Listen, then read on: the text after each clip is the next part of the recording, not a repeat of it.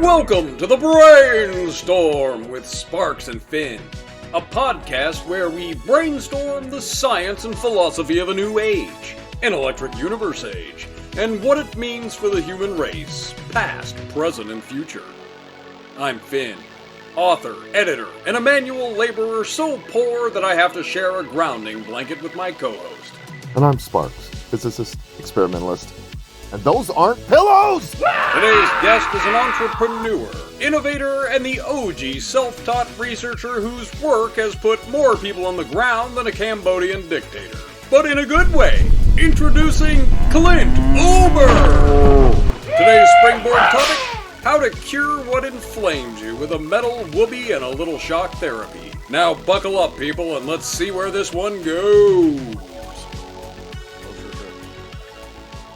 Meeting being recorded. Now we can go.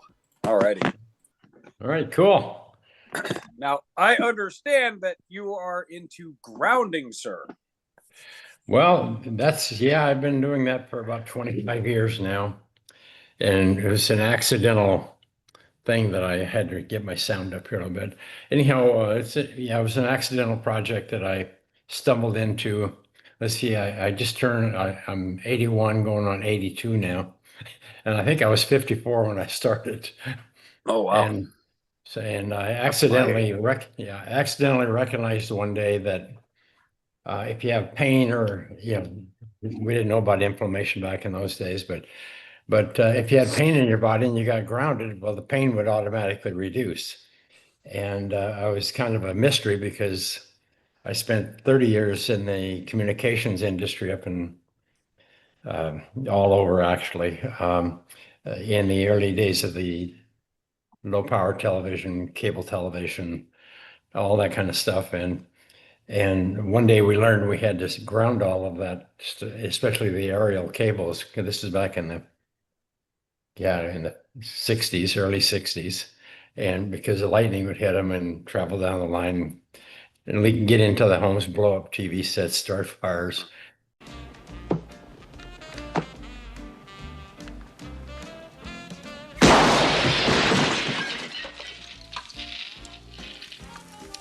So we learned about grounding in the early days, yes. So it's just my whole life has been about grounding, mostly electronics and environments, and then the last 20-some years on grounding the human body, which is the most electrical thing in the environment, but not well known. No. I've got a grounding sheet that I use, and it's pretty effective. I work outside, so I get sore all the time, and it does seem to help reduce that quite a bit. Yep. Mm-hmm. Yeah. So, Clint, you and I have talked over texting for quite a while now. Yep. I'm a big fan, and I just got my latest grounding sheet. Thank you very much for that. Oh, good.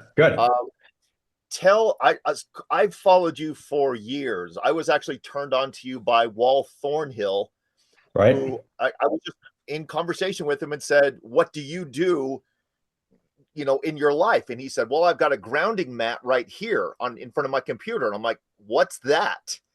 Right. He told me about it, turned me on to you. I have been hooked ever since. That's cool. Fantastic. Wall was a grounder? Yeah, me or him? Yeah, I guess that makes sense. I didn't know that. Oh, no, yes, Wall was a grounder. I'm sorry. Yes, he was. Interesting. Yeah, in fact, I'm down here in my lab, and in front of my other computer over there out of sight is one of the smaller grounding pads that I use as a mouse mat. Clint, I've actually used that in some very, very expensive experiments. Right. Because I needed a whole grounding area. I was working on this $12,000 LED light for a client. Right. And I had to have it grounded. So I put the whole apparatus on that grounding pad to make sure I wasn't getting any stray signals in there. And it worked. It worked. That works. That's what it's all about. It's not well understood by many. In fact, it's not well understood by me. Could you describe what's going on? What is the process that's happening when you ground? Well, first of all, you have to go back. The Earth is a large object whirling through space. You guys know all that stuff. But anyhow, it's being charged by the sun. I mean, electrons, photons, everything hits the sun or hits the Earth, and and A so spherical capacitor. right, exactly, and so this charge. I mean, the Earth maintains a natural, what we call a slight negative surface charge, or what I do. And I'm not, I've hired a lot of electrical engineers. I've worked with electrical my whole life, but I'm not, I'm somewhat limited on the way I describe things, but I usually get it across.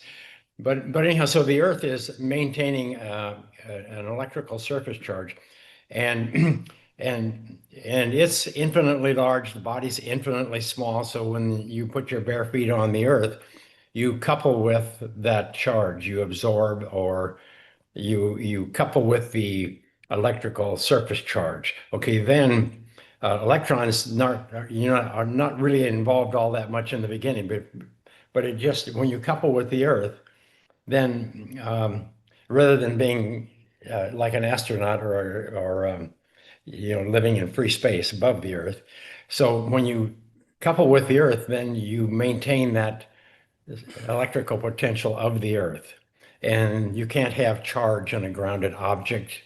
You can't have charge in a grounded body. For instance, animals who live outdoors in the wild, they don't have inflammation. They don't have all the inflammation-related health disorders, and that's everything from autism, lupus, cancer, you name it, all of them, cardiovascular especially. But but the animals who live indoors with their owners, they all manifest the same inflammation-related health disorders as their owners, and 50% of them will die from cancer, just like your owners. But outdoors, cancer is a not a, in the natural world. Cancer really doesn't exist in the way, because if that makes sense, it's hard to understand, hard to believe this stuff unless you spent 25 years trying to ferret it out. But it's I Go ahead, I Ben. can add a little bit into that as well. please. So from a microbiological standpoint, because when I found this, and you, Clint, know that I was kind of not holding your feet to the fire, but I was very interested in the mechanics of how it worked. And you and I Right. shared a bunch of texts, and you were walking me through how to do tests on the sheets with my multimeter and whatnot. Well, I went further and looked into the medical part of it. In fact, I followed the links that you put on earthing.com. And Right. it's absolutely fascinating. When your body works, right, it has invaders of all different kinds, and our immune system sends out little soldiers to take out the invaders, right? That's right. The way That's right. that it does it, but like the policemen now, take out guns and pointing guns like, stop where you are, I'll shoot you, pew pew pew. In the body, the invader gets taken out by the body's system through stealing electrons. That's how it does. So it's not a gun. It steals electrons, and it steals electrons until the invading thing falls apart, until it just goes away. The problem is the body, the immune system, these little guys are not too smart. They have one job, and that job is to steal electrons. So if there's no more invaders, but there's still these guys here, they'll start stealing electrons from ourselves, from the local cells. That causes can cause a cascade reaction, which causes more inflammation, which calls more of these cells, of the body's cells, to do more damage. And Clint has described that as a chronic inflammatory condition. Yeah, oxidation. So right. And so what these little guys in the body, what your immune system cells are looking for, are electrons. Right. So if you're in touch with the earth, if you're grounded with the earth is a reservoir of electrons, and these guys feed on those electrons and are satisfied, and they go away. Exactly. Yeah. Oh, that's Isn't so that cool? brilliant. So you're just basically providing your immune system food so it doesn't eat you. Yeah, it started. Yes. What an abusive relationship we have with our immune system. It is. It's terrible. It's terrible. But it keeps you alive. Yeah. It started Everybody, unless you like carpet. no, go ahead. No, it started back in 1960 when our friend Phil Knight, took a waffle iron, took a piece of rubber and put it in, heated it and formed a cleat, for the athletic sole tennis shoes. Before then, most people wore leather shoes or they were barefoot. I was born in the 40s, so we didn't have anything. There was no TV, nothing, whatever. But anyhow, but when we invented the synthetic sole shoes in the 1960s, and then over the last 65 years, almost everybody wears them now, and autoimmune disease and all of these inflammation-related health disorders have grown exponentially at the same rate. And so I just used some cowboy logic and said, well, what's causing this? and I started pasting it together, and then through 20 years of poking at it and stirring it up and getting 30, 40 different academics and scientists and everybody involved in it, having them prove me wrong. Try to help me understand, prove me wrong. Because nobody could understand how grounding the body could affect physiology, but yet it's the biggest elephant in the room, but nobody sees it. Absolutely. Yeah. Absolutely. Can I just make one little point here? Sure. That a lot of people sell grounding sheets online. They're not the same. No. Do not get off-brand grounding sheets. Don't do it. Yeah, it's last year you have to the company that I own is called Earth Effects Inc. and we have a site called earthing.com. And how we got into the business was when we were doing our studies. A lot of the subjects in the studies, when you ground somebody, especially women, if they have lupus or MS or chronic pain or any kind of an inflammatory pain, chronic pain, then you ground them, and usually within 5 to 15 minutes, the pain disappears. Because again, it's like, that's why we ground everything electrical to prevent charge or to prevent fire.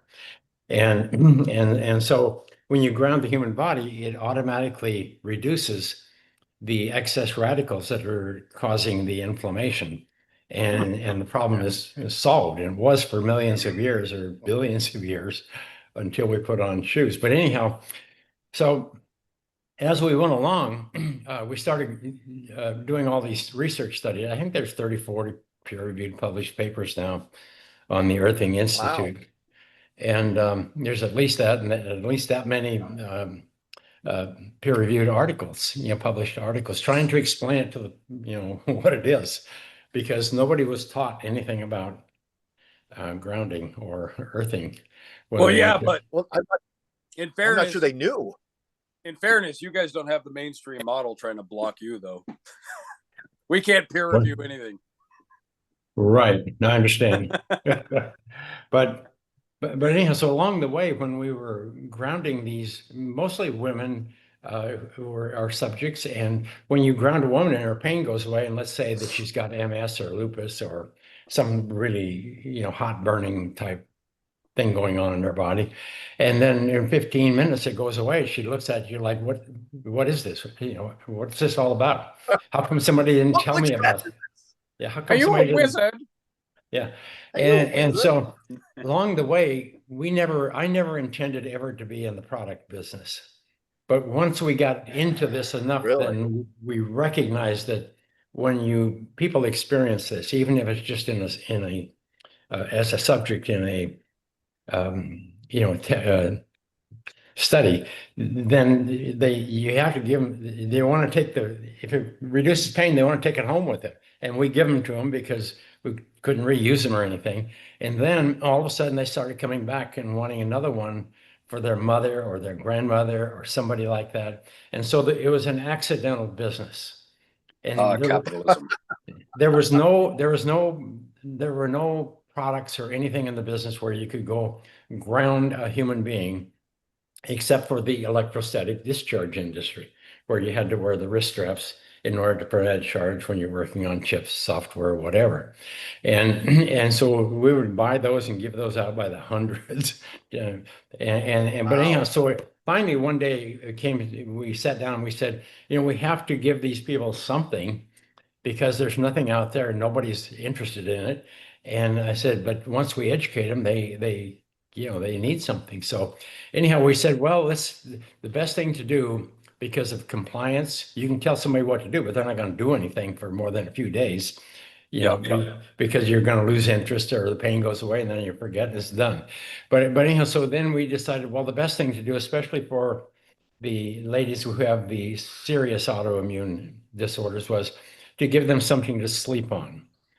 Because that way they can go to bed, lay down. They don't have to, there's no extra work, nothing, and just go to bed and the grounding, the earth will take care of it. And then then the Tour de France found us and a whole bunch of the high elite athletic groups. And so we started grounding them. And then all of a sudden, so it just kind of. They found you? Oh, you didn't reach out to them. They came to you? No, I've never reached out to anybody in my life. I don't have time for that. I've never sold an earthing product to anybody. I've never, Wow. but we supplied the Tour de France 7 years in a row, and then now it's spread out a little bit, and so anyhow, but anyhow, so we had to end up, so we created the sleep mat, and the first one we made was we found the cotton and silver and had them make it up and weave it and everything. And then all of a sudden, a couple of months later, people will start bringing it back because the silver oxidized because the skin body oils tarnished the silver and the silver was not enough there to last. And so we ended up stopped making those. And then one day we were making some conductive gaffer's tape. So the black part was all conductive. And then you could lay it down, and so we would have a big ground playing for various reasons. I did this, and then one day we were looking at it, and I said, "Well, let's just make the sleep mat out of this. It's black, it's cold, but it'll last 100 years, technically in our minds. It's carbon and whatever versus silver." They last about anywhere 3 years, depending on whatever. But anyhow, so then when we shut down the producing the silver, we were getting like a 30-40% return rate. And we said, that's not a business, that we don't want anything about it. And we're not in. So we just shut it down. And then we created this black mat that we have now. And then we brought it to market. And the only people who would buy it are people who have lupus, MS, cancer, cardiovascular. They're in serious trouble. They would sleep on an iceberg if you told them to, if it'll make the if it'll make pain go away. Yeah. And then we ended up, FDA, everything else, started checking on us, and everybody's looking at it and saying, well, this is really important. We understand what you're doing.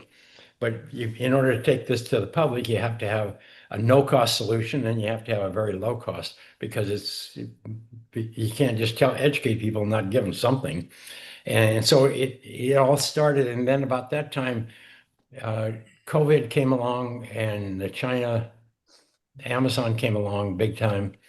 And so Amazon kind of stole the whole business. They went to China and took our ones that we discontinued, and they had like 100 companies or maybe more, it seems like, start producing grounding products, because grounding and earthing were the top two of the top 100 keywords for years in the Google algorithms. In fact, we even had it was 2 years ago on Wall Street Journal had a front page article and about grounding. And they said that on TikTok, something we run in that November, we ran something. I don't know what happened. Something happened. It wasn't an ad, it was a story. And they had 670 million views on TikTok. Wow. 670 million views on TikTok, searching for the word grounding and earthing. Wow. Well, that's going in my next keywords, I tell you that much. Yeah, So- exactly. Wow. But it Maybe we'll turned get to- some views. But, it's like last year, I think we sold, 10, 15, 20 million. I don't even have a clue. But Amazon sold over $5 billion worth of earthing products, grounding products. So I have But on Amazon, nobody knows if something works or cares, or I mean, it's just it's chaos out there. So anyhow, in the meantime, we finished up a lot of our studies. We just finished up a nice one on how grounding um, reduces inflammation, and that mitochondria allows the mitochondria to produce more ATP and so on, all that kind of stuff. But anyhow, so I've been working for over 7 years trying to come up with it's hard to see this on the screen, but anyhow, so we'll be coming out with this sometime next year, but it's a carbon fiber. It's a complex carbon graphene mixture, and we formed it into a conductive, so it's 100%, or it's 10 to the third conductive. And so anyhow, and that's what we needed because the silver wouldn't work. So, and I know that nobody likes the black, but so everybody wants a sheet. So I spent the last 7 years developing the technology. So now we can have a 100% cotton sheet with carbon, and the carbon filaments. And they're kind of Really? very sophisticated. I mean, it's like a carbon will break because it's metal, Yeah. And that's what happens with our sheets sometimes. When you lay on it too much, it's just you put 100, 200 pounds on a sheet every night, and it's lucky to hold up at all. That was the problem the day one. But anyhow, so we ended up working on this. But again, we do the research and development, and then we've never really known how to market it. But that wasn't the mission. The mission was if you can prevent lupus, MS, all of these modern health disorders, everybody's suffering from cardiovascular disease. The arthritis I think somebody's got arthritis, and you can put a patch in the palm of their hand, one of those little electrode patches, and ground them to the earth, and the inflammation will disappear in just a matter of minutes. And but the problem is it's a wire and you're attached to it and all that. But anyhow, so it's an interesting phenomena, and there you go. And so, but anyhow, my role in this has been primarily to ask the questions and do the observations and get the scientists and the researchers we have a dozen universities that worked with us. University of Oregon helped out a lot because they had the athletes. Awesome. Yeah, and then I think we've invested around $20 million total. And just research is the simplest thing on the planet. It's like breathing oxygen. You can't see it, whatever. But Earth, I mean, preventing charge on the body, or see, as the body evolved, as our immune systems evolved, as life evolved on Earth, they were always grounded. They always had the body always had a negative charge, whether it's a plant or anything, because if it had oxidation, we could never have gotten here. Yeah. So I have a question. Yeah. If you're barefoot and you're on a dirt floor, Yep. can you work on computers without the fear of static electricity snapping and destroying them? Well, I would think so, but there's depends on the humidity. It depends on the moisture content in the dirt. But So being grounded alone won't prevent you building up static? Well, we have to know where static comes from. Static is usually from dissimilar materials making contact and separation. Right. It's like the bigger problem out there is static electricity, because you did that one little experiment and did a video on the static electricity. Well, that Yeah. goes to show you how powerful static is and the fact that it's everywhere. So if you have static electricity on the outside of the body, then it's going to perturb, push or pull electrons inside the body, especially. And so Exactly it right. has a dramatic effect, but nobody can see it. They feel anxiety, irritability, tension, all these things. They don't know what's causing it. Or if they would just discharge, put their feet on the earth, discharge all the static that's, going on around them, then it frees up. Clint, the question that, excuse me just a second, I'm sure you get asked this, and I got asked this too when I started, pushing earthing and grounding. Everyone always asks me, and they've asked you, how long do you ground? And I always, Okay. I struggled at first. I'm like, well, do at least 20 minutes a day or an hour a day. But all of a sudden it dawned on me, it's like, wait a minute, your electronic devices are grounded 100% of the time. Right. It's like, how long should you ground? As long as you possibly can. Well, Is yeah, my answer now. that's the number one question I've been asked for 25 to 30 years, whatever. Right?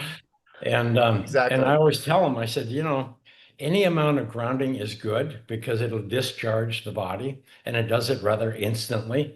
And then the damage that the inflammation caused in the body, that'll take time to heal up and recover. And the immune system will do that, provided you put the fire out that's causing the damage. Right. Fire out. Yeah. So, and inflammation is fire. And so if you're young, if you're below 27, you have a pretty good reservoir and a constitution, so the body can handle about anything. But once you go over that, then entropy sets in. But the thing I've learned to tell people is if you have pain in your body, that means you have inflammation. Now, the word inflammation didn't enter the English language until 204. So only 21 years ago. So it's a new way to describe oxidation. And back then they were proposing, when they first, Ritker and the boys back at Boston, Mass, when they proposed that, there's only really one health disorder. It's not all these named diseases that we have. There's just one. It's inflammation, because the inflammation is creating a fire in the body. Lack of free electrons, lack of ground, lack of electrical stability, that's provided by the earth. But when we lose that, then all of a sudden we lose our ground, and then we have a floating, whatever, chaos. But anyhow, I hope I don't get lost here in my own language. Well, one thing and maybe you're getting to this, but I wanted to make sure we get it. Any disease that ends in itis, right? The prefix, or not the prefix, but it ends in itis, is an inflammatory disease. That's what it means. It means that organ or that system is inflamed. So tonsillitis, inflamed tonsils. It's on fire. And I mean, there's a fire going on in there. There's oxidation, and there's not enough free electrons from the earth, primal electrons, via the main, when the body's connected, coupled with the earth, then the electrons can flow back and forth. What is oxidation? Exactly. Fire, oxidize, like burning a log, oxidizing a log. Does that make sense? Another way of chemical. It's a what? It's a chemical process where molecules exchange energetic responses. Okay. That can be good. That can be bad. Right. It just depends on where and when and how it happens. Gotcha. Yes. So, like with fire, you want it to oxidize. If fire doesn't oxidize, you don't have fire. Yeah, it goes out. But in the body, it goes out, or it never starts. But in the body, not so good when it happens. The body uses oxidative radicals in an autoimmune burst. What's a radical? A radical is a free electron or a free. It's an electron that's been disconnected from. Antioxidant, whatever.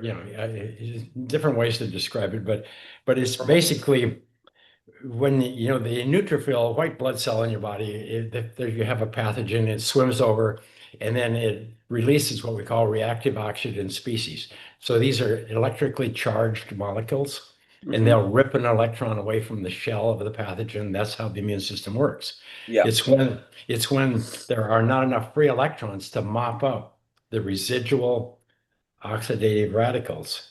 Then they start attacking other cells, and that starts the fire because you're suffering from a shortage of redox potential, or that's not a good word to use, friendly word, a shortage of electrons. Shortage of electrons. Yeah. So you Okay, need to suck up more electrons by getting grounded. you need to at least have access to them so your body can use them as it needs. But Makes when sense. you don't have it, then it's going to cause oxidation. And then the oxidation is going to, it'll start out with anxiety, irritability, fatigue, all those kind of things. Then it goes on to fibromyalgia, then to lupus, to MS, to this, cardiovascular disease. Diabetes is an inflammation-related health disorder. You can't have diabetes if you lived on the ground in nature. All of these modern health disorders are related to, these are environmental health disorders, meaning before, when I was a kid, we had, everything, I think we had wood floors, but we didn't have carpets, we didn't have anything. And we were barefoot most of the time and put shoes on to go to church or go to school or whatever. And then as soon as school's out, you lose the shoes because they hurt your feet, actually. Especially the old leather ones, they would dry out. Yeah, they would. Then you Yeah, they would. pass them down from the next, the older brothers and so on. And it was crazy. But anyhow, yeah, we were always grounded. You couldn't get ungrounded. We would rather sleep in the barn than go in the house because there was something to do in the barn. In the house, we had radio on Saturday nights, or when our parents would let us listen to the radio. And then television came along in the early 50s. And then they started spending more time indoors. And so it all started going downhill. Yeah, it all started going down. So anyhow, what happened was we changed our lifestyle, our living, our culture, and we invented plastics in 1960 about. We had them before, but I mean, the plastics, well, it was like late 60s, Lexan and all that was 1960s. So we invented plastics. First thing we did is plasticize the world. I mean, shoes, the bottom of our shoes, carpets, those old green shag carpets. I don't know, most people wouldn't remember these things. Yeah, but they were made water. Yeah, but anyhow, so all of a sudden we didn't know that we were losing our ground. We had no idea. So when we went outdoors, we had rubber sole shoes on, and we lost our ground. And then we still had ground, and we'd touch plants, or we would do things or do whatever. But by and large, that we started to lose this reservoir, or this. I never know how to describe it, but it's kind of this electron protective. bubble. Yeah, it's an electron bubble, that we used to live in and prevent charge. Couldn't have charge in a human body. Couldn't have charge. You have an oxidation, but the oxidation would automatically, you had a burst, destroy the pathogen, but the residual were automatically mopped up with Earth's free electrons. Yeah. And when you lose that, now we're all running, trying to eat enough blueberries or do this or do that or whatever. And you'd have to have a blueberry drip. In fact, I don't even think that would do it.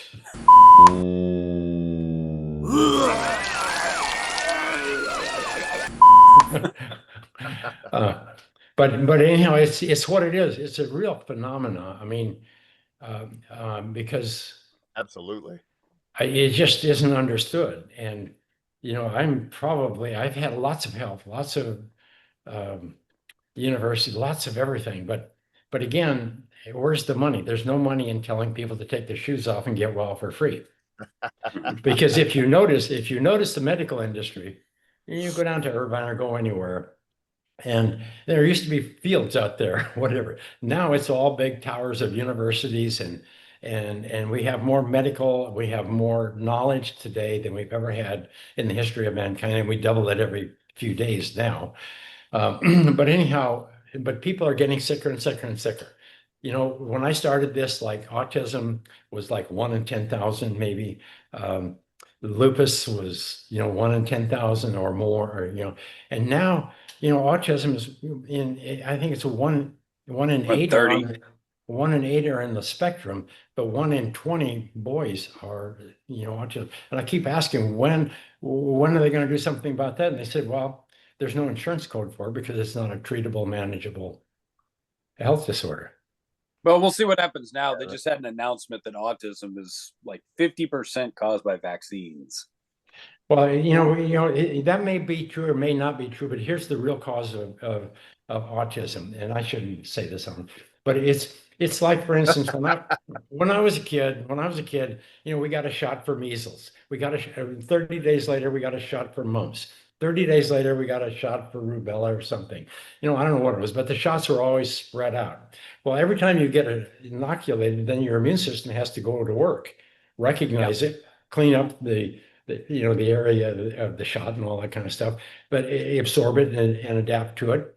And then over a period of a month or so, you normalize, and then you can go get another one. And now they give a kid a shot with 30 different things in it, so it overwhelms the immune system, creates a cytokine storm, white blood cell storm, and promotes a lot of oxidation, and they're ungrounded. Take a look at the germs that have ravaged your system.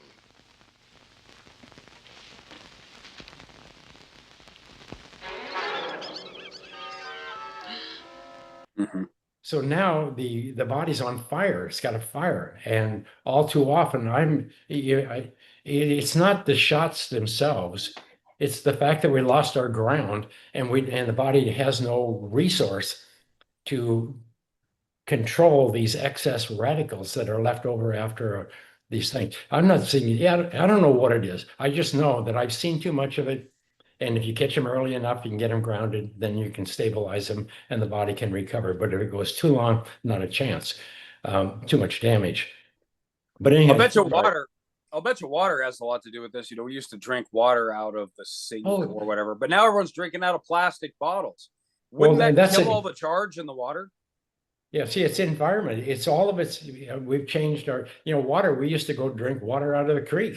We'd drink with the cattle. Beaver cooties anyway.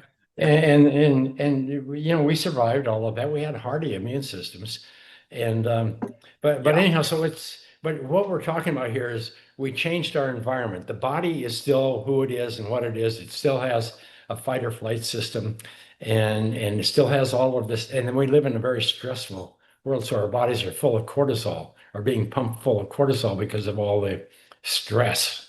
And especially for the women, and then everything is upside down right now. I don't have the really answer. Is. I don't crazy have times. the answer. I just Well, know. when I first discovered this and I started sharing it with my families, because I'm pretty preachy with this. I have told all of my families. I have purchased multiple grounding sheets. I was bugging you, remember, about the shoes, and we finally got the male shoes, the male grounding shoes. I'm like, hooray! I have them. I wear them every day. Yeah. But I just had a thought, and it just left the station. It went away. Oops. I got too excited about all the grounding products. I learned about grounding shoes. They are. They're really nice. They give them away right now. You can get. They give them away. Oh hell, I'll take like 3 or 4 pairs then. With a unit, what I do, I don't sell them. I just, because again, we're research and development, R&D. I try to perfect everything. So I buy, 5,000 to 10,000 at a time, and whatever, we give them away with products just to get people to use the grounded shoes so that we can start creating an awareness and an understanding. Because the shoe industry says, we're not going to go sell your grounded shoes. You have to have people come to us and come running into our store and say they want a grounded shoe. Then we'll sell. And I understand that concept, but trying to educate people about shoes is pretty rough, I got to share something with you. When we were talking earlier about the different grounding products that you have, and we didn't really get into this, but you do have patches as well. And these snap on to a little plug that you plug into your wall in the grounding outlet. Right. But I just put one on like 30 seconds ago. That was me turning off the video feed because I pulled a muscle like 3 days ago in work, and I've been on ibuprofen. I'm like, stupid, just put a patch on. I put it on 30 seconds ago. The pain immediately went down. It's already gone, guys.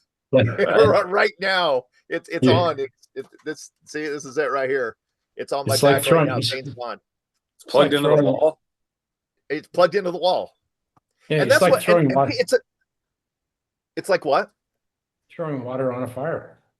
It really is. It's it's amazing that people don't actually understand how the plugs in the wall work. Right. It's amazing that people are so ignorant of that. You've got 3 holes.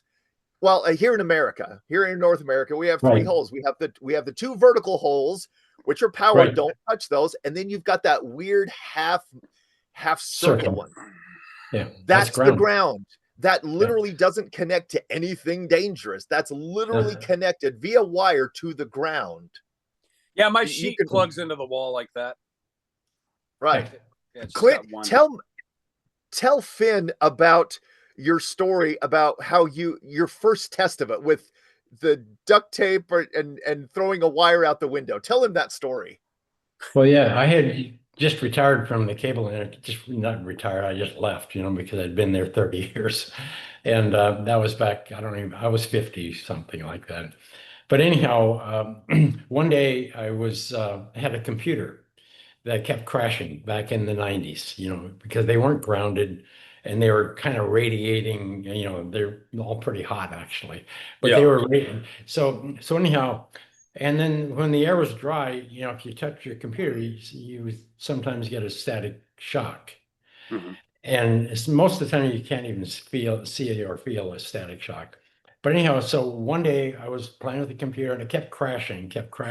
So I went and took a 1-inch wide piece of copper tape and I laid it across the front of my keyboard and taped it down to my desk, and then connected it with an alligator and then connected it to an electrical ground, which is what I would do in electrical world, And then before I would touch my computer, I would take my fingers and touch the tape, discharge the static on my body. Then I could go to touch, bring the computer up, and it would stay up. And so anyhow, that night when I went home, I really was. It was intuitive. It came to me out of the ether. I asked the question, I wonder if there's a consequence to humans no longer being naturally grounded. I did not know. This just came out of the air. And it was interesting. And I was kind of semi-retired. I was retired. I didn't have anything to do. And so anyway, I went home and I took a voltmeter out. I connected it to a wire that I'd stuck in the ground outdoors because I wanted to measure the difference between the earth and my body when I was indoors. And this kind of it's all my experience. It's just a logical thing to do. Okay. Yeah. So I went and took the test probe and I held it in my fingers and I started walking around the room, but it was connected to about a 40-foot wire that went outdoors, stuck in the earth. So I was measuring the difference in electrical potential between myself, or the charge on my body, and the earth. Okay.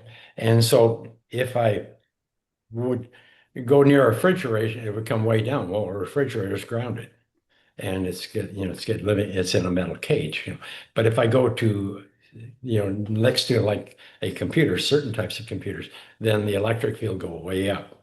I mean, and then if I sit down on a couch and I stand up and using a electrostatic meter, then all of a sudden you can see the huge charges. I mean, thousands of volts, sometimes 4 or 5, 10,000 volts from just sitting down on your couch and standing up.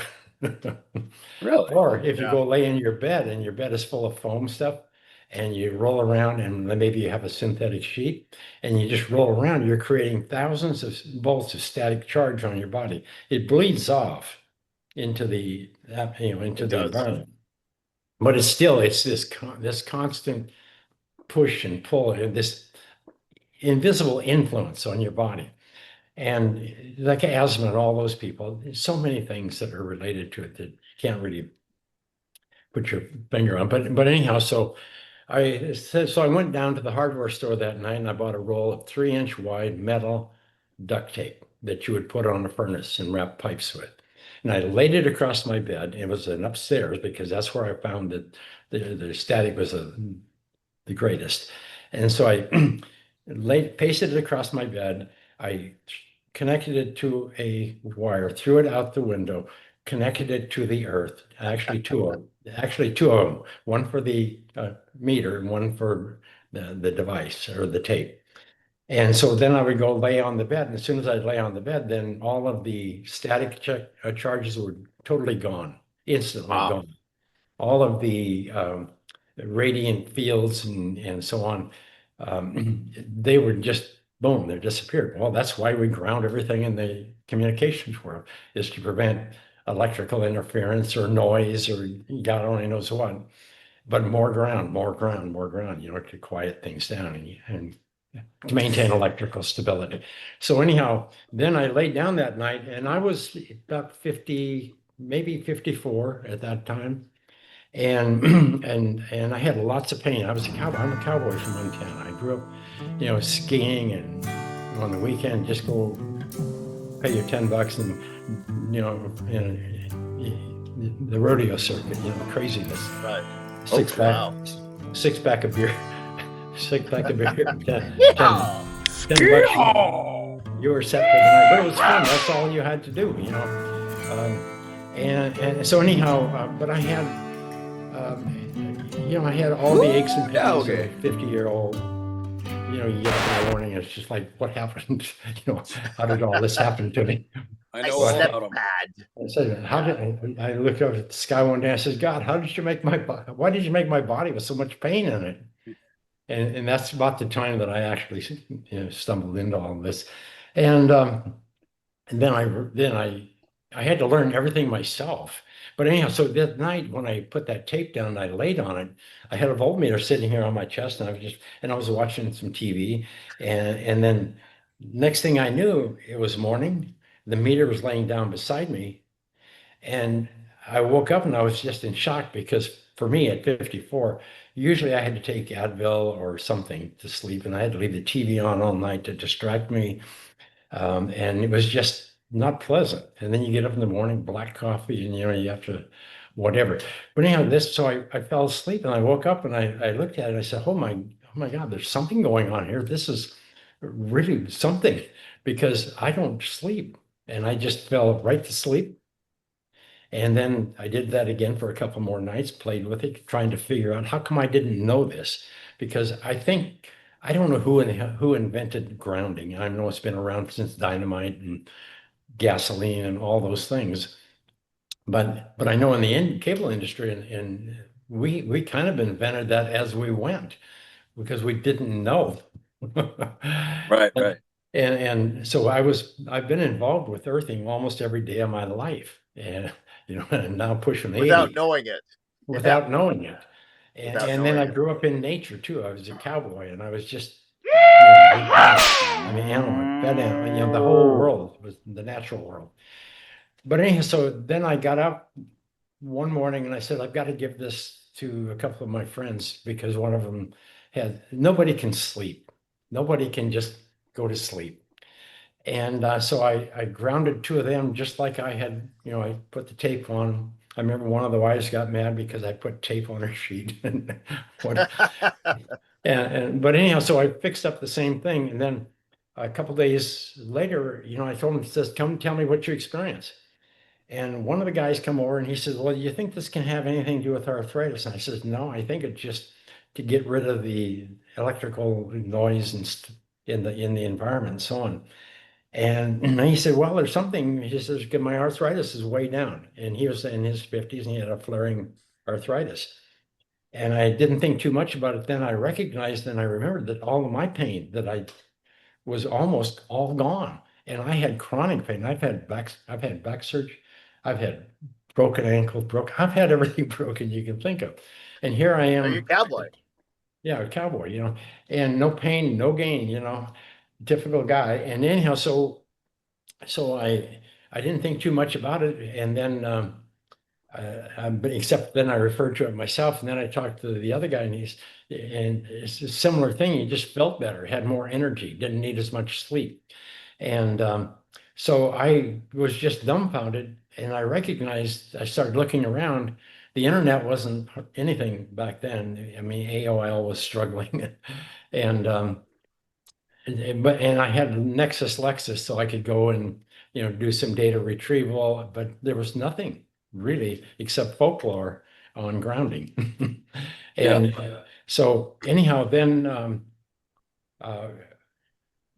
when I recognized that the guy had the arthritis and it went away with the grounding, then I went to the medical supply store and I picked up a bunch of EKG patches that would fit the wires that I had. And then I went around to 3 or 4 people who had chronic pain, real pain. And I said, I just want you to try this. And I gave him a patch and I gave him a cord and I said, plug it in, put the patch where your pain is, and call me tomorrow and tell me what you experienced. And I think 2 of them out of the 3 said they started calling it the magic pain patch, meaning it magically makes pain go away, which is the same thing you just described with your own shoulder. And so, that's where it does do that. And then the next day or sometime in there, I thought, wow, this is really great because I've been looking for something to do and I made a new discovery. And I thought, well, this is really awesome. And then the next day I looked at myself and I said, the problem here is nobody knows about this. So you have to educate one person at a time. And that's how I started. And then to get the research community or anybody like that involved, they all thought I was nuts. I went to UCLA and asked them, I asked them, I wanted to do a study. Somebody needed to study this. And they said, well, that's great. But first of all, they said, do you expect us to make an entire wire around somebody's toe, stick a screwdriver in the earth, tie a wire around somebody's toe and they're going to sleep better? They said, get out of here. You're nuts. Go away. That's not how it works. We've met a few of those types. Yeah. And so I ended up getting a couple of kids there that were doing some dissertations, whatever, to help me do a study, not with the university, but offline. And so we ended up doing a study where we took 60 people, 30 of them grounded, 30 of them dummy grounded. And we had just all kinds of results. I mean, it was just unbelievable. We didn't expect any. We were looking at just sleep and pain, but they came back and said TMJ disappeared, PMS issues all disappeared. All these things disappeared. And I couldn't understand any of it. And I didn't even know what was coming up the wire. You think, well, it's electrons flowing up the wire. Well, electrons don't travel very fast. Or very far. Or very far. So what's coming up that wire? What is coming up the wire? Well, okay. Well, that's a good question. I was hoping you guys could help. You guys can help me here. Here's my explanation. It's very simple. The Earth has a negative charge, a negative surface charge to me. I know people don't use my language a lot, but to me, it's a negative charge, let's say. Or the sun's an anode, right? Yeah, there's an abundance of free electrons of which can move and do work. And in some cases move rapidly with lightning and, all these kind of things. But anyhow, so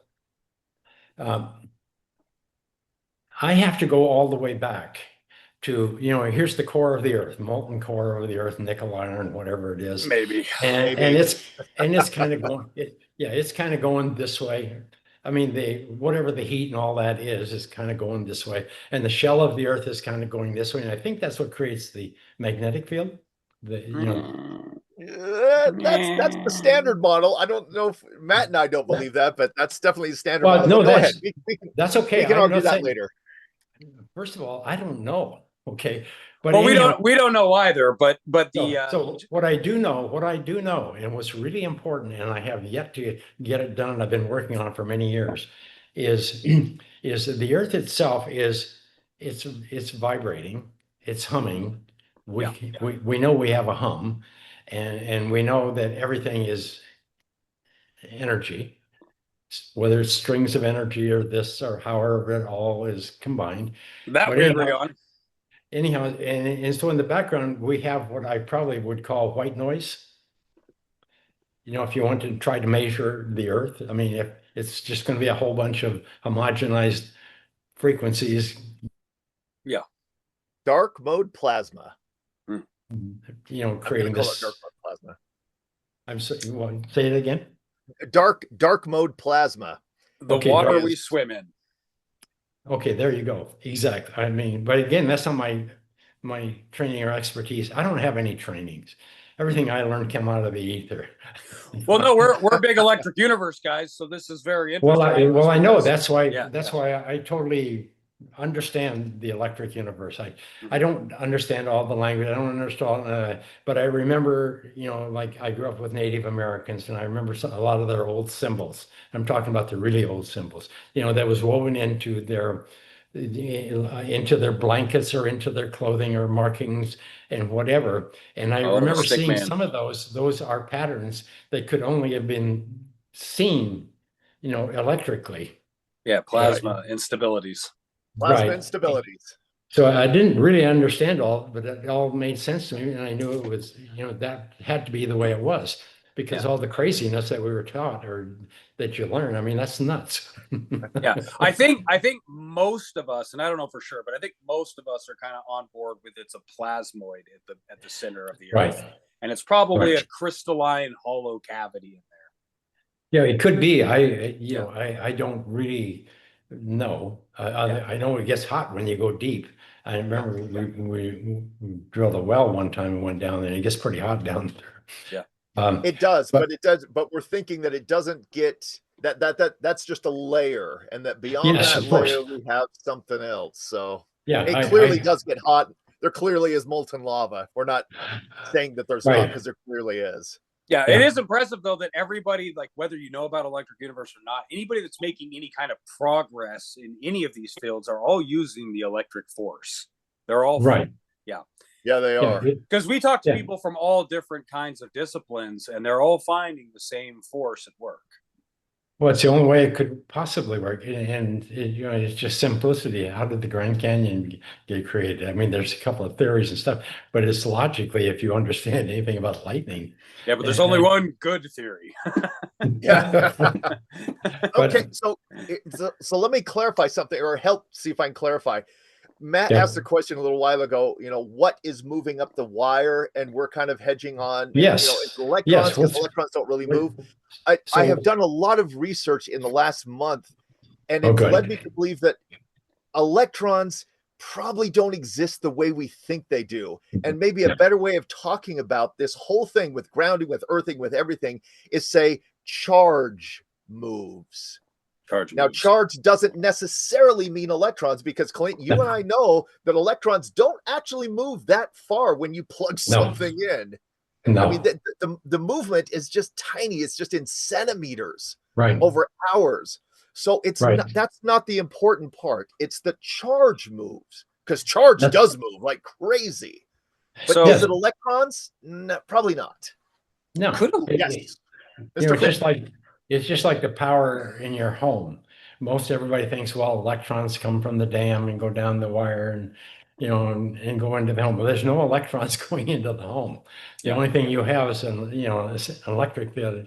It's some amplitude, and then you have a step down transformer, and then it excites the electrons that are traveling through. But the same electrons that were there the day they built your house are still there. You can't take them away, and you can't, and so on. And that's kind of how I look at the body to a degree, in the Earth, for instance, in answering this question we're talking about. Here's the Earth. It's a charge capacitor. I mean, it's got an energy, and it's got an energy field. Right. And Matt, do you have a question? Yeah. So this I do. field, I'll later. but this field is to me, I can only find words to describe it. It's like Feynman did a good job. He called it an umbrella, I think. that we have this umbrella that's radiating from the earth. And when you touch the earth, then when you disconnect from the earth, then you lose it. You lose that protection, that energy or whatever. But when you connect with the earth, then you are an antenna that absorbs and broadcasts this energy, this field. That's a good way to say it. Yeah, So- it's like 6 foot above you versus, it's We're volts not per missing- volts per meter, when you're barefoot versus not. Yeah, we're still sucking up the voltage though. So even if you're not grounded, you're still getting hit with the air. The air is still charged. You're probably still absorbing a lot of charge, but you're not getting rid of it by grounding. So maybe it builds up too much, and maybe that's what's causing the damage. No. No? Think of it this way. If you were to go outdoors, get grounded and stay grounded the rest of your life, you can't have inflammation. Right. You can't have all of these autoimmune disease. You can't have dysfunction. No, I get that. What I mean is if you're not grounded, you're still absorbing the Earth's electric field, but you don't have a ground. So you're not bringing in the electrons to. No, okay. The electrons have nothing to do with it. The electrons are not the issue here. The issue is this field, this energy field, it's slightly negative. I mean, in sense, because the negative charge of the Earth is creating this static DC field. Does that make sense? Yeah. Yeah. Okay. And it goes out here so far. And it goes to infinity, like all of them. But so anyhow, when you are coupled to that, then it's infinitely large, you're infinitely small, so you're automatically going to equalize with it and become at the same potential, let's say. So now the body evolved in that state. All life on this planet evolved in that state. So always had electrical stability, always had a constant. And so this white noise of the earth or hum or whatever you want to call it, it's kind of like a carrier signal that is constant. What was that? Are you okay there, Finn? Hey, I'm thinking. Wait a second. Did you blow a gasket? No, I think we're discharging. Like, if you don't have a ground. You think we're discharging? Okay. Well, a comet that enters the solar system does not have the same electrical potential as the sun, so it discharges. Is that what's happening in your cells? Is that you're not in electrical? No, discharging they're not discharged. The cells are not discharging. Well, we're not in electrical alignment with the Earth. You're reducing. Okay, let me do it this way. Let me try it this way. Let me come at this from a different point of view. And this is cowboy logic, okay? So here's the Earth. It's sitting there vibrating. It's got its energy and whatever. So when you stand barefoot on it, then your body absorbs that. And you become charge neutral to it. Yeah, and then you're moving with the earth, you're vibrating with the earth, you're singing with the earth. Okay. So now our electrons, so when that vibration is always there. It's always constant for all living things that are in contact with the earth. Yeah. Okay, so now when you disconnect from the earth, then you lose that. Yes. Okay, now you start vibrating with the atmosphere. Yes. Whatever the thing in the atmosphere. Or whatever the field is around you. Okay, yeah. so here's what goes on with biologically.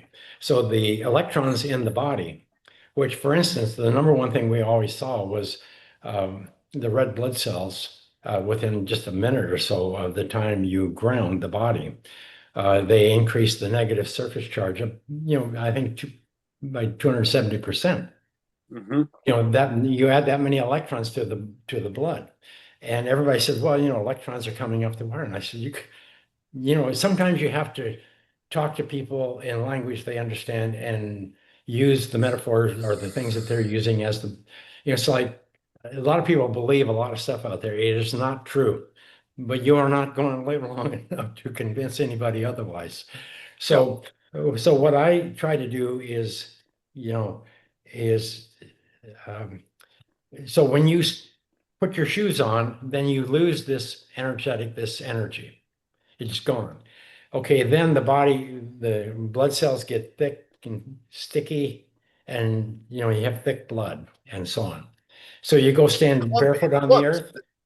Yeah, They you clump. you go stand barefoot on the earth for just a few minutes, and boom, now they all reabsorb. I mean, the electrons in the body, they're already there, just like the copper wire in your house. It's already where the electrons are already there. There's no new flow of electrons coming into your body from grounding, except for charge, reducing charge.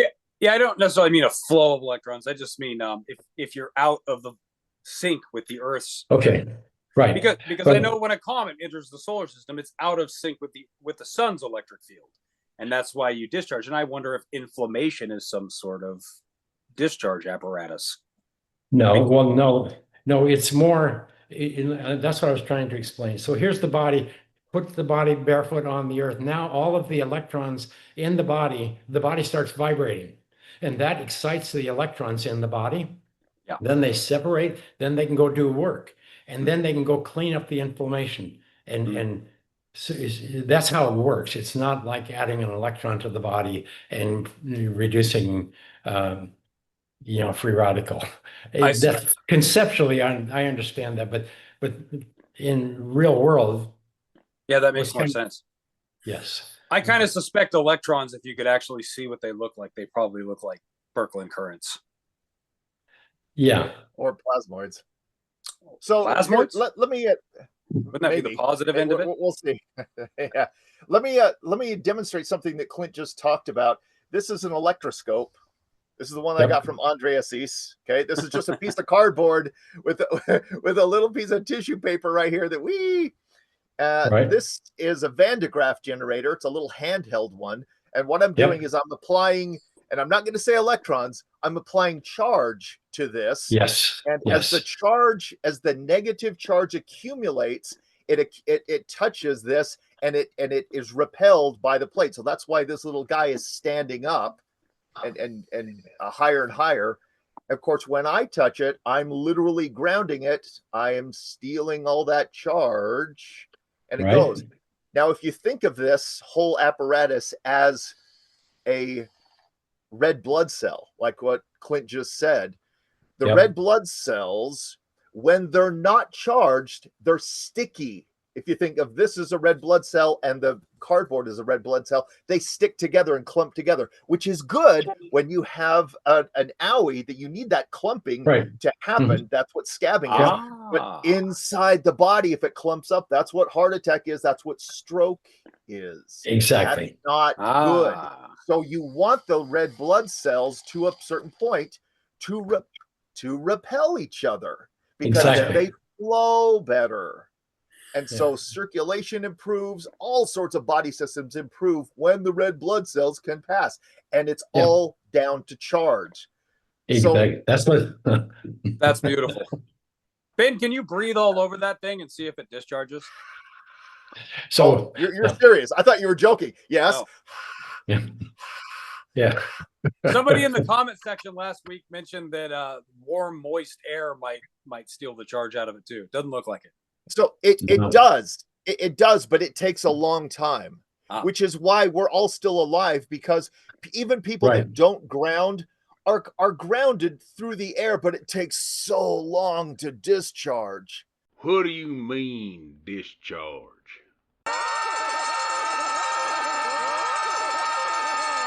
Whereas if you just touch it to the earth directly, bam, it's like instant. Look at that. Do you see how fast that was? Yeah. It's just instant. Beautiful. It really is. Yeah, a lot of it is with the food we eat, and we live indoors, we don't get the sunlight anymore. We don't get our vitamin D. And then we have all of these, things that we build our homes out of, all of the formaldehyde, all the things that go on in our environment. Insulators. We're breathing. We're a human air purifier. We purify the air in our try to, but it's impossible. But our lungs are taxed, and our immune system has to deal with all of that, and that taxes the immune system. Our and poor it just lungs. overloads, overburdens, and everything. When all you got to do is go outdoors, stand barefoot on the earth, get a little bit of sunshine, and it's going to change your life in minutes. And you get a tan. I'm gonna I'm a big fan of doing that, but some people don't like the feel of barefoot on the earth, and I can go with that. Nerd. But so this is what you could. This is what I do, and I've done this. I've tried to lead by example. I will wear water shoes outside whenever I go outside. So anytime there's a puddle or a stream or a river or a pond, I'll just walk right through it. Yep. Because just it's way, and I'm instantly grounded. And then my shoes are wet. And so that then I'm constantly in contact through the water with the earth. And that's way easier to do. Yep. And people like, I don't like to go barefoot. It's like, then don't. Just wear shoes, get them wet, walk around outside. Yeah. Or buy some grounding shoes. I'll buy the grounding shoes. I hate wet shoes. Yeah. This is a real dilemma because everybody's sick. Everybody's health is seriously compromised. And the older they get, the more it gets out of control. I mean, it's like 50% of people are going to die from heart attacks, 50% are going to die from cancer, or some combination in between. And those are all unnatural. They do not occur in nature. You don't see cows dying of heart attacks. You don't see all these animals in nature, the natural world. This ill health, they don't have lupus, MS, cardiovascular. They don't have breast cancer. They don't have these disorders. These are all modern diseases. Isn't that amazing? Yeah. They're environmental health disorders. We changed our environment and our body can't cope. This body is an earth unit. It comes from the earth. It lives on the earth, lives off of the earth, breathes the air, whatever, the whole system, and then it goes back to the earth. We are the earth up walking around until we can't. But anyhow, so it's really about quality of life, because one thing I've learned is, people, like when I was a kid, people died around 60 or so, but my grandparents all lived to be their 90s. And so what happened, what was different? It was their lifestyle, it was their environment, the way we changed everything. And but today people can, with all the meds and all the palliative care and everything, they can still live to be 80, 90 years old. But man, the pain they go through their whole life is about, when health is free, health is the body's most natural state. Health is a birthright. And if you have challenges and problems, then something you are doing is interfering with your immune system's ability to maintain health. Well, you cut off the free electrons from the earth and you got fire. Now your body's forever trying to put the fire out, but it can't, and spends all its energy putting the fire out rather than maintaining health. Well, for those of us, go ahead. Sorry, go ahead, Matt. Well, I was just going to say, for those of us in the electric universe movement, can you make a blue grounding sheet to protect us from the Jewish space lasers? I'll try. Okay. Yeah, you just made me forget what I was going to say. Sorry. Now I'm thinking of blue space lasers. Oh, geez. No, going back to what you said about cancer. Yes. So, are either of you familiar with the work of Jerry Tennant? Yes. Oh, yes. Mm-hmm. So for those of you that don't know, because we all do, Jerry Tennant has measured. He has measured the voltage of sick cells and healthy cells, and there's a voltage difference. Yes. And he's found that cancer has a positive voltage. It's like 20 microvolts of cancer cells, and healthy cells are down between the -50 to -30 range. Right. And so you're like, wait a minute, you're telling me that it's just voltage determines whether a cell is healthy or not? Yeah, it is. And so if you've got the wrong voltage inside you constantly, consistently, day after day, are you going to develop cancer and lupus and all these things you're talking about? Yes. So the answer, or so the question that I also get asked a lot is, well, is grounding sheets going to cure everything? Kind of. Grounding is going, and this is the way I answer it. Clint, you can fix my answer if it's wrong, but I always tell people that grounding lowers, how do I say this? It levels the playing field. It brings, it makes the area that your body has to work on easy. Instead of having an uphill battle that your body's constantly fighting against, you've leveled it. So all the battles that your body is naturally fighting, it now has the added ability of not having to fight against this battle. Yeah. So wouldn't I have a major advantage then in fighting off cancer if I just stick a knife right into the power outlet? Yes, everybody, stick a knife inside a power outlet. Medical advice Here's on the Brainstorm. Brainstorm. Let me correct things here a little bit. What? Please do. Not necessarily correct, but restate them the way I see it. Please basically, Probably correct. the wires and the bed pads and all those things. Think of the conductive mats and the wires as just an extension cord between you and the earth. Yeah. Because you're living in a modern home and in a modern environment, you need to reconnect with the earth. The only way I know how to do it at this point, although I am working on other things, it'll take a little time, but right now you have to connect to the earth so that you can couple with the earth. And then you don't have to do anything. The body knows everything to do. Yeah. The immune system automatically will return your body to normal if you will get grounded and stay grounded. And most people can't do that because of lifestyle and whatever. But during sleep is the best time to do it because that's when the body heals and restores and recovers. So if you're not sleeping, and that's what I focused on is what can I do? What's the simplest thing I can do that people can get the most benefit with no work? Because people don't want to do any work. They don't even want to. Damn right. So they just want to lay down and go to sleep. And that's what we did with the Tour de France.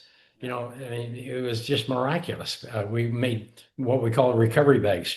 They were grounded sheets that went all the way around and put zippers on them. They would crawl in those after the race each day. And the main thing that they did, because they were grounded all the time when they weren't riding, and the main thing that they did, they all finished the race. I mean, to have the team, the entire team finish the race for like 7-8 year races in a row was unheard of because riders get hurt and damaged and they crash and they have fatigues. But these guys could get serious injuries and get up and put the patches on. Some of them we would have like 7 patches on at night. Mel, bring me another nicotine patch. I think there's some space on my butt. Wait a second, buddy. I was at that race and I remember them talking about this. They told those racers that if they didn't finish the race, they were going to put them back in the bag.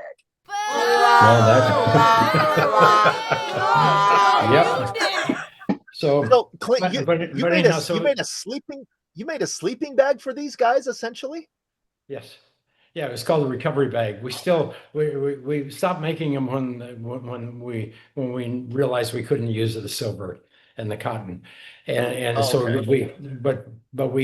have some that are made up of the carbon stuff like your mats, but most people won't use it. I use them, but I need to keep my energy up.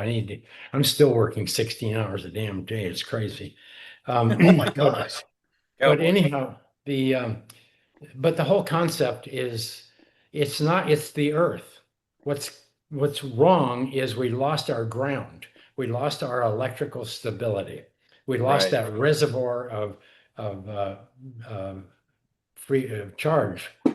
Which is crazy because it's so close to us. It's literally that far away with the thickness of our shoes. That's how close we are to losing that. That's insane. This is why Steve Smith lives rent-free in my head. Because we are so damn connected to the earth, there's no way we're going to be able to leave and explore space. He's right. We're dead if we leave the earth. Yeah, we're not going to leave the earth. I mean, the robots will. Sorry, Matt. So depressing. Yeah. So depressing. Sorry, Matt. We'll just see have to bring grounding sheets with us into space. Well, which won't happen. Well, there's another what has to be done, and I've been working on it for 20 years ago when I started all of this. The last thing I ever wanted to do was to produce a product and go ground people. That was nuts because how are you going to do that? They have all different kinds of weights and they sleep on something, or they're not going to wear shoes because even if they do wear grounded shoes, half the time they're not grounded. Although they do reduce significantly the static electricity when you're grounded. When you have grounded shoes, because the charge will go through the shoe rather than holding it on the body and depleting it. let me share another thing. So my father-in-law, Clint, is your age. He's like exactly your age. I introduced him to the grounding pads because they were just taking all sorts of drugs. I'm like, guys, stop. He can't. He told me that he will not sleep without his grounding pillow. That's right. And every time it slips off his bed in the night, he wakes up stiff and sore. He will not sleep without it. Right. I mean, he is an absolute believer in it now. Yeah. I must have one of these off-brand knockoffs because mine doesn't do crap. I mean, it works a little bit, but it's not that good. Don't get the off-brand knockoffs. They're not good. Last year, Amazon sold $5 billion worth of knockoffs that really, honest to God, only last 90 days. Yeah, mine seemed to work good at first, but then it's just like it doesn't seem to do anything anymore. Yeah, then your skin touched it, and then eventually you oxidized it and it quit working. But that's why we didn't sell them, because we couldn't take money from people and give them something that didn't work. Amazon and the people who make them in China sell them on Amazon. They don't care. I mean, the Americans, these are the most popular things that Americans are buying, grounding and earthing products. So let's make them and let's flood the market. And that's what they do. You want to hear something weird? I can't control it. I can't do anything about that. Sure. Check this out. I got a weird story too, Matt. Go first. Okay, so my grounding sheet doesn't work anymore, but I was doing some of those guided meditation tapes, and they tell you to visualize like a cord of light coming out of your feet and touching the earth. And when you do it, I swear you can. It feels like when I first was laying on my grounding sheet. I don't know. It's weird, but I suspect that's good. I suspect you can do more with your brain than you think you can. Well, I don't doubt that for a minute. I created all this nightmare from my brain. Yeah, you did. That's weird, Matt. We're going to have to talk about that more. Here's my weird story. So, Clint, this is an off-brand grounding sheet. I did not buy it. This is my wife who knew that grounding worked, and she wanted some new ones. So she went on Amazon and thought it was okay to get this. Yeah. It was Amazon Prime. Yeah, she has repented. But Clint, this grounding sheet, and I think I've told you about this, Matt. I don't know if I've told you about this. I was laying in bed one night with my wife, and this shocked me. And I'm like, that can't be real. So Clint, I got out of bed, went down to my lab, grabbed my multimeter, did a chart or did a test on it. It was 53 volts. I felt charge on mine too. I swear I felt charge. Norm was telling me I just wasn't sensitive to it. But we have in some cases we have 100K resistor to a 2 meg resistor in our cords, the cords that we use that you connect to the earth. If you do not have those resistors, or you do not have, then you're going to feel the static charges. When you're rolling around in bed, you create 5,000, 10,000 volts of static charge on your body. It'll create, you can lift your sheets sometimes and see a lightning storm in your sheets. Yeah. Okay. Well, that's all on your body. It's all on your body. And if you have a ground over there with no resistance in it, then you're going to get zapped. So what you're describing is they didn't have resistors in the cord. Right. So my point is, I've never had that happen with your products ever. No, never. The first thing anybody that's responsible with electrical, the first thing is safety. You don't do anything that's going to harm, because electrical is, it's an art, it's a science, it's all these things, but you have to have safety. I work with electricity all the time, and I'm rarely careful. You're rarely. You're rarely what? I get shocked nonstop. So I guess it's no surprise I get electrocuted from my grounding sheet too. Well, no, it's when you're sleeping grounded. If you're running 50 volts through the body, what they may have done is they may have accidentally, that sounds to me like it. Yeah, it can be. I did not plug it into the wrong hole, I promise. Yeah, it's something could be miswired, all these different things. But generally, that's more related to static charges, dissipating static charges. You rolled over and you created a 5,000 volt static charge in your body. Everybody does it every night and they don't even know. They can't figure out why they can't sleep.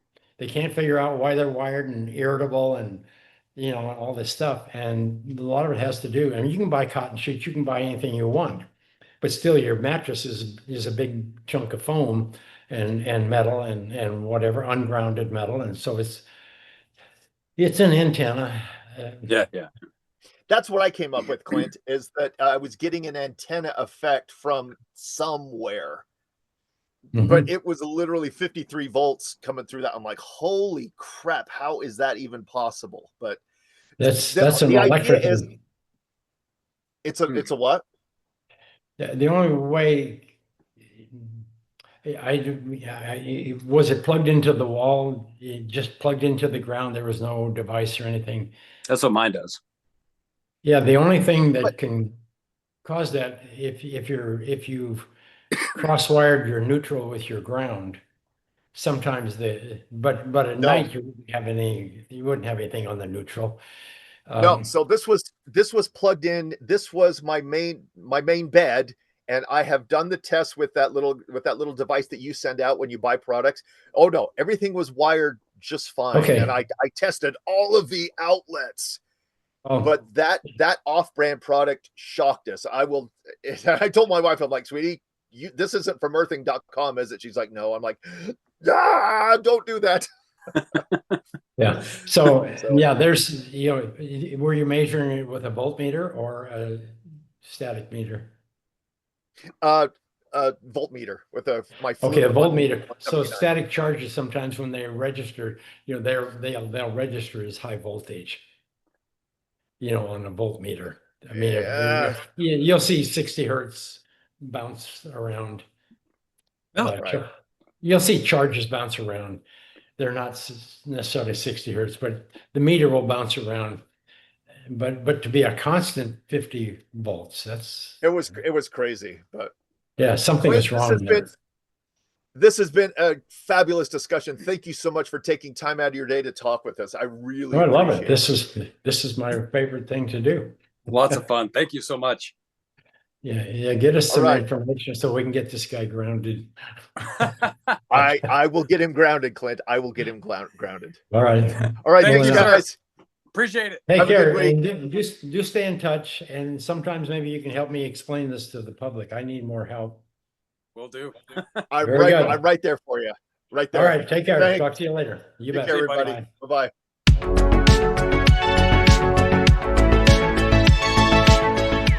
Thanks for listening to the Brainstorm with Sparks and Finn. Hope you learned something new or found some food for thought. If you did, take a second to smash that like and subscribe button. Consider joining our Patreon to help Sparks and I spread the word. And then join us next time as we explore this amazing electric universe. Cheers!